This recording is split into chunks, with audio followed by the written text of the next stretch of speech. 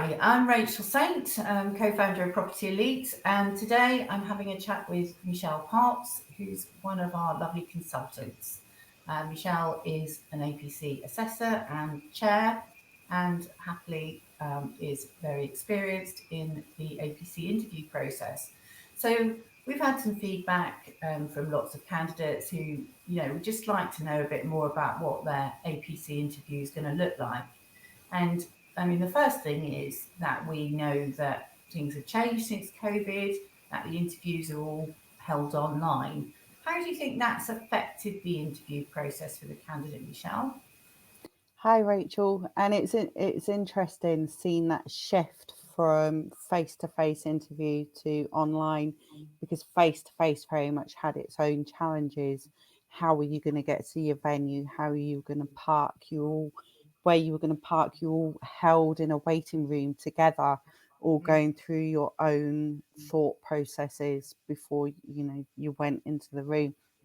That shift to online, it has brought around some changes. The first changes, it used to be that your 60 minutes would start as soon as the chair opened the door to you face to face. Online, what happens now is you join your Teams invite, you're held in a waiting lobby, and then you're brought into the room, and the chair has some introductory items to go through with you. And then it's when you're ready to start your presentation, that's when your 60 minutes now starts. So that's the first obvious change. What about you? What have you noticed? Well, I mean, like you say, there are advantages in the sense that you haven't got to physically get to somewhere, you haven't got to wait around in a lobby with lots of other terrified looking people. And, that has removed some elements of stress, hasn't it? But there are sort of different elements of stress. So I think we'll come on to that. But in terms of the whole interview, so it is 60 minutes long, isn't it, from when Yes. you basically start your presentation. Um, let's just make sure everybody understands what the interview looks like. So we've got the presentation for 10 minutes, that's right, isn't it? Yes. And this Yeah. is when we're talking about the APC interview here, we are not talking about the senior professional interview, which is slightly different. So I think we'll probably have another chat about that at some point. But we've got this presentation which the candidate is preparing about their case study, and that's their opportunity, isn't it, to control what the panel are seeing about what they've prepared. So what do you think that a candidate should do in relation to giving a good presentation? Okay. Well, the first thing they definitely shouldn't do is try and deliver the whole 3,000 words of their case study within that 10-minute presentation. I have seen it. It doesn't go too well.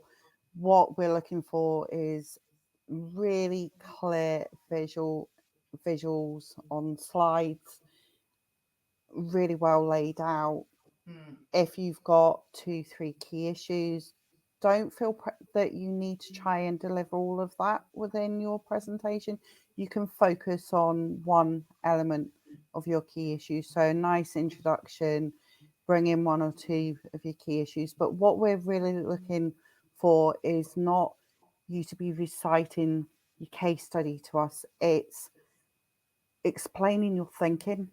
We want to know what was going on in your head, essentially. Why did you come to the decisions that you did? And then what was the outcome? What did you achieve? And then something you learned from it. And some candidates sometimes think it has to be something that all went very rosily and was all fantastic. But actually, what we want to see is something that could have gone better, Yeah. and what you learnt from that and how you've applied that going Yes, forward. I get that. And I Yeah. think it's really important, isn't it, that the candidates take the time to put in, effort to making the presentation look good, because it is about professionalism, isn't it, and being a professional presenter, if you like. I mean, not to that extent, but we all have to do presentations in our working life, and increasingly those are online. So it's demonstrating that you've got the communication skills to deliver that and deliver it in a way that's not just verbal. Absolutely. And if you think about it, some of your mandatories, you've got your ethics, you've got your client care, you've got your communication and negotiation, Yeah. and we can assess against all of that in the way you deliver your presentation. And we do understand that candidates are going to be nervous, but if you're really well practiced and prepared, and I don't mean practiced it as in it word for word and you're quite robotic like, but practiced as in you can comfortably deliver it, then we're assessing against some of those competencies. Yeah, that's right. So in terms of practicing that presentation, Rachel, what's your tips for candidates? I mean, I always really say just bore your friends with it. Practice, practice, practice. If you haven't, got enough friends to bore your family with it, find somebody who's prepared to listen and practice and practice and practice again. Because the other tip that I would also give is try to speak it rather than write it. Because the spoken word is very different from the written word, isn't it? And we speak completely differently from how we write. So reciting a formally written presentation never really sounds off the cuff, does it? Yeah, absolutely. Yeah. So after the presentation, then we move on to the questioning. And how many minutes questioning? Just remind me on the. So it's 10 minutes questioning on your case study and your presentation. Yeah. The chair will typically start with 1 or 2 questions and then hand over to the assessors to do the rest of the questioning on the case study. And I think it's just worth remembering as well that after the case study questioning and we move into the technical questioning, that the assessors can choose to come back to the case study for the purpose of a technical competency. Good point. And is it, whilst they go through the questioning for each candidate, they're going to be covering all of their competencies, technical competencies, and are they going to be focusing on the examples that are given in the written submission, or are they free to go beyond those particular examples that the candidates put forward? It's an interesting point, isn't it? Because we are trained that we focus on the submission primarily. That is our starting point. But for instance, I'll give you an example. If you've got a candidate that's doing valuation to level 2 and they've given 2 examples in their submission of comparable method, well, a candidate who's doing valuation to level 2 could be reasonably expected to know about the 5 methods of valuation. Yeah. So we would then ask about some of the other methods, and we might not have expected a candidate to have done them, but a candidate should certainly know them. So we can look to the wider pathway to what a candidate could be reasonably expected to know within that pathway. Okay, yeah, very good point. And then so once the assessors have gone through all of the technical competencies, then I think we hand back to the chair, don't we, at that stage? And what's the chair looking to find out within that last 10 minutes of the interview? Yeah, so in that last 10 minutes, the chair can come back to a competency. So if, for instance, if I don't feel an assessor has been able to get a candidate to a certain level, I can ask to come back to that competency and just cover it off a bit more to try and get the candidate to that level.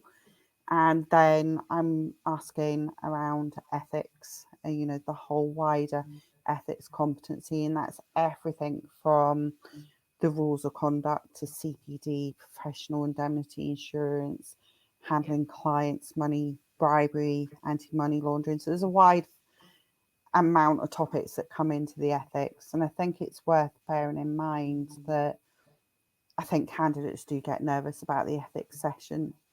section, because candidates are told if you get something wrong, it's a referral, and it can make them nervous. But again, if you practice, we were talking about practicing your presentation, but if you really practice your ethics questions, I don't think there's anything to worry about in the ethics section. And then within that last 10 minutes as well is the opportunity for the candidate as well. They get the last word of the assessment. So the chair will hand back to the candidate and ask them if there's anything they would like to come back to, if they've parked a question during the assessment, or they think they didn't answer a question very well, they can come back to it. It's the candidate's choice whether they do that. Yeah, which is nice, isn't it, to have that opportunity really to just clarify anything at the end of the interview. So then the chair will close the interview, and the candidate will leave the online space. So phew, time for a nice cup of tea and a biscuit, I think, for the candidate at that point. So absolutely. Yeah, well, hopefully this has given people a bit of a flavour about what to expect. So thanks very much for going through that with me today, Michelle. Really appreciate your time. Thank you, Rachel. Thank you. Bye.